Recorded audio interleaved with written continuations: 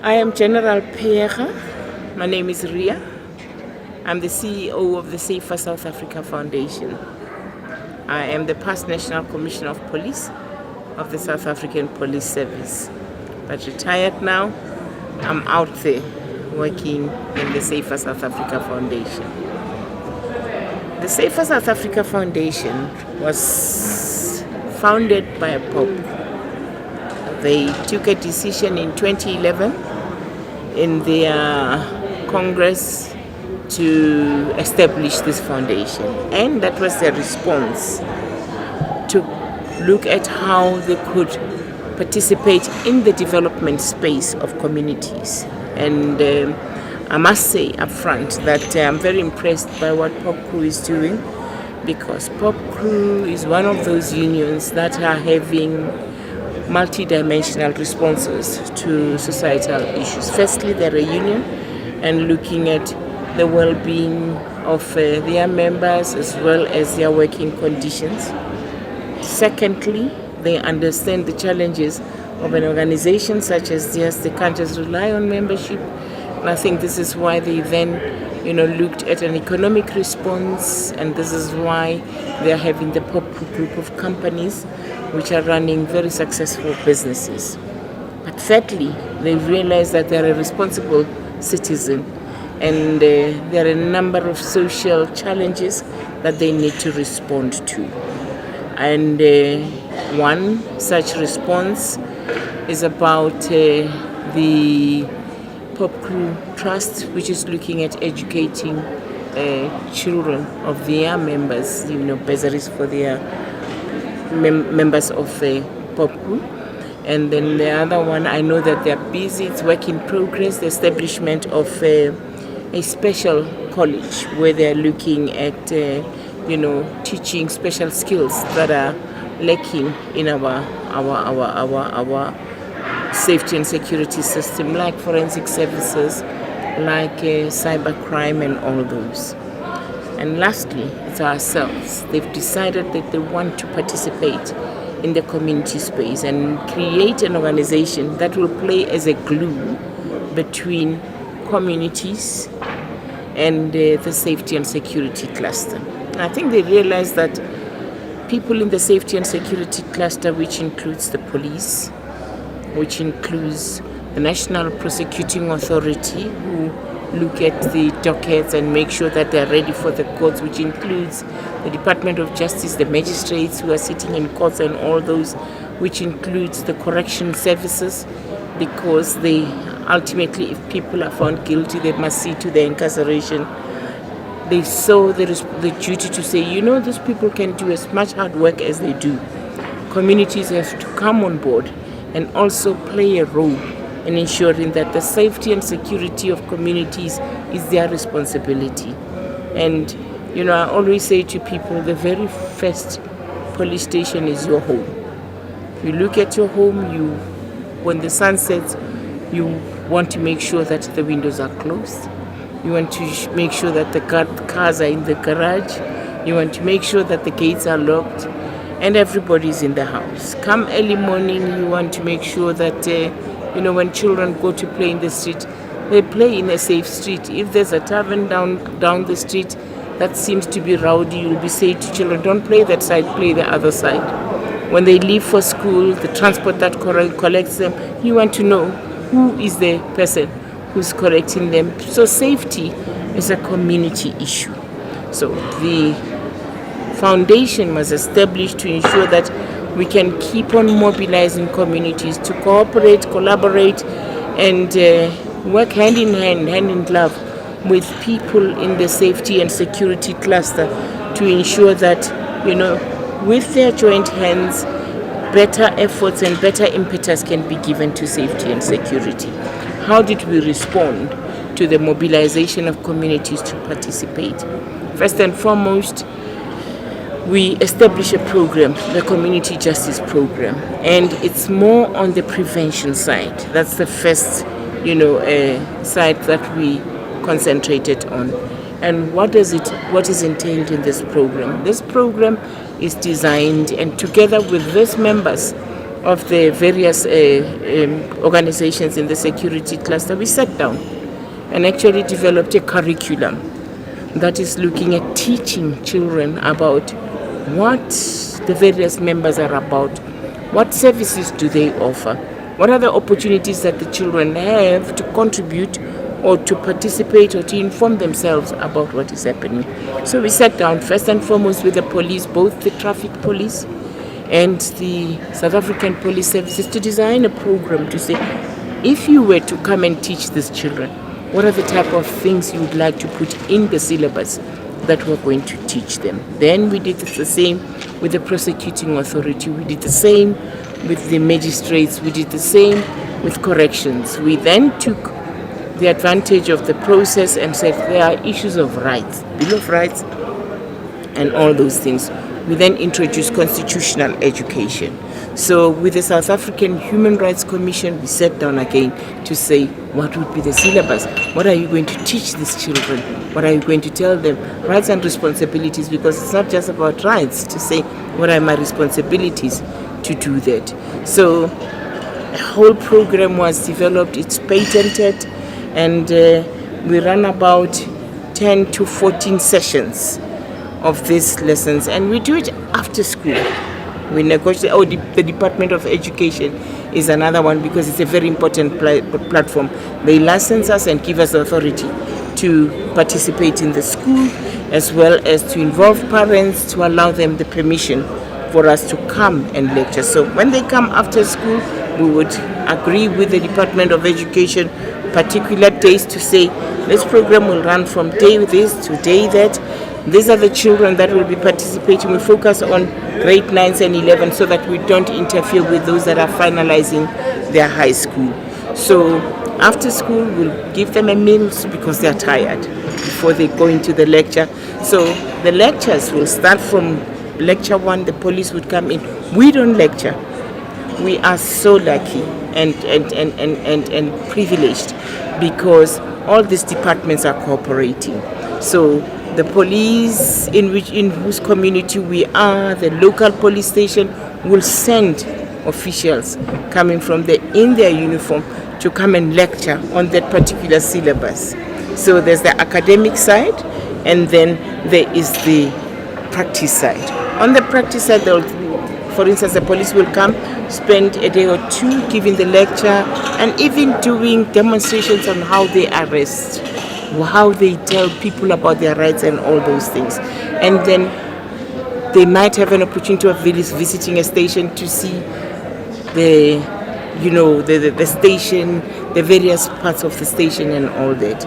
And then out of that then will come the traffic police, who will also come and tell them about bylaw enforcement and how they deal with traffic offences and how children how they could apply for driver's licenses, what are the requirements and all that. So it's a whole awareness and information session. Then we say, out of these two processes, there's an output. Whichever way you look at it, there will be an output. And what will be an output? A docket. If this person is found to have committed a crime, the police will produce a docket. The traffic police will produce a docket. And where does it go? It then goes to the prosecuting authority. And then the prosecuting authority comes into class to teach them, what do I do with the docket? How do I process it and to get it court ready? So they would give them that lecture and also tell them about the careers that are sitting there. Same as the police, to say they address a lot of things to say, how do I become a police? What else can I do in the police? And it's a whole eye-opener for them to say, they are lawyers, they are accountants, they are psychologists, they are, pastors and all those things. Because then they start learning to say, okay, that's not what we knew about the police. So after the prosecuting authority, they will also tell them that we have prosecutors, we have lawyers, we have what and all those things. And then it passes. Then they say the output of our process is the docket that is ready for court. It now goes to the magistrate. So the magistracy will also come and teach them to say what is in the magistracy. We have lawyers, we have court clerks, we have police, we have whatever, and they teach them. With that one, there's a very mandatory practical session. So once they're finished with their academic session, we then organize a special day where they're invited to court. We take them in buses, they spend a whole day in court to see a real court in operation, and it really does certain things to their behavior transformation and molding them. They don't want to see themselves there because they realize that it's not something that they want to do. And the magistrate would say, when I'm finished, I also have a product, and my product is somebody who's found guilty, and that person is released, not found guilty. If they're found guilty, then I have to pass this person to correction services, because this person has to be incarcerated. The corrections officers come and teach them practical whatever, and with them also, when they are done, there's a mandatory process. So we organize buses to take them to a service center to go and see a jail. They spend a whole day there. They see everything in jail, where they sleep, how they cook, the gardens they work in, and all those things. And you can see the shock in these children. So with those ones, we even get the young ones that are in jail. We get 1, 2, or 3 to come and give a testimony and address them. So you can see what it does. Then when we're done there, we then bring the people from the Human Rights Commission also come and give a lecture to them, and we give them copies of constitutions so that they can see what they do. We've added other skills. We are partners with an organization called TS. TS has something called a life board. They teach children around how to deal with, responsible dealing with sex education, dealing with abuse situations, sexual abuse, such as rape and all those things. It's very comfortable. It's like a monopoly. It's not somebody sitting there and teaching. They play a dice, they pick up the questions, and they debate amongst themselves, and the facilitator looks at how they answer and then gives. So it really empowers them to start understanding issues around sexual rights, dealing with abuse, how to protect themselves and all that. The banks have come on board, and with the banks we're teaching them financial security and financial safety, and how to relate positively with money, with an emphasis around saying you work hard, you earn money, you save, you do certain things. There is no quick money. So the various banks would come to the school to run these lessons with them, and even give them products and all those things to say this is how it is done. So when we're done, we don't make them write an exam. We ask them to write essays, as well as to make suggestions and innovation to say how can crime be dealt with in your school, in your community, in the country, and they write the most beautiful essays. We make them compete, because those that win, we publish their faces and their essays on our website and give a little bit of prizes around it. So that's a CJP program. But then we are expanding it. We are adding, that we are now negotiating with some people to add the drug education program, because we don't have enough hands to do counseling, but we are able, if we pick up that, to link up with other sister organizations to assist them.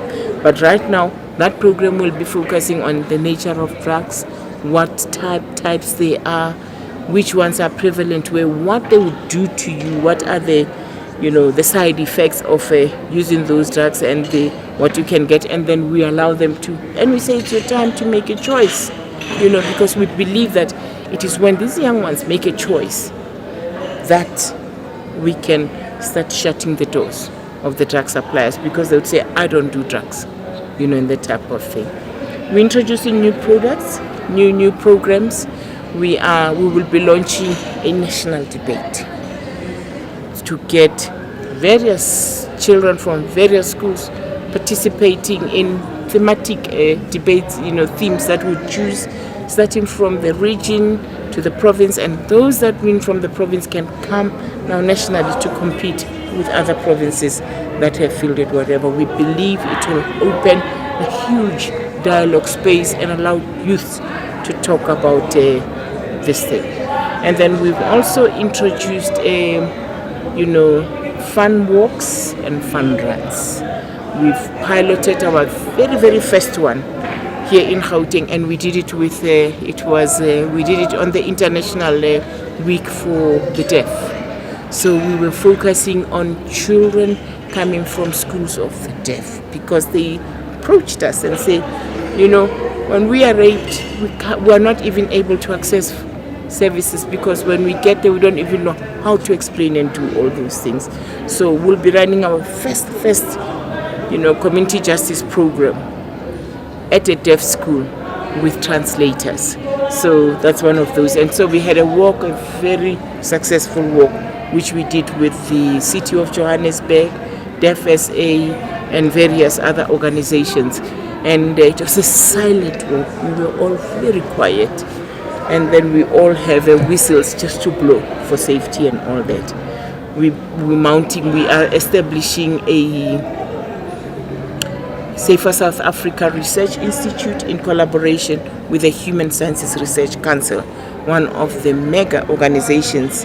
It's a state agency that runs socio-political research in the country. So we'll be doing that, releasing some of the reports and stuff like that. So we're finding new avenues. There's a lot of work to do. And for instance, in this coming week, we are hosting, our work is starting to even be noticed out there. We are hosting an organization coming from Uganda who have been following us on the net, and they are wanting to see how we started this organization and what they can learn, and we hope we could also learn from them and grow the platform. We really are excited by what is taking place. Thank you. What would you think will be the role of the media in trying to popularize the work that you're doing, and if this type of work that you're doing with the media, how will it help you? It's a very significant platform, because the moment we get into that digitization space, because you catch the attention of thousands and thousands of people.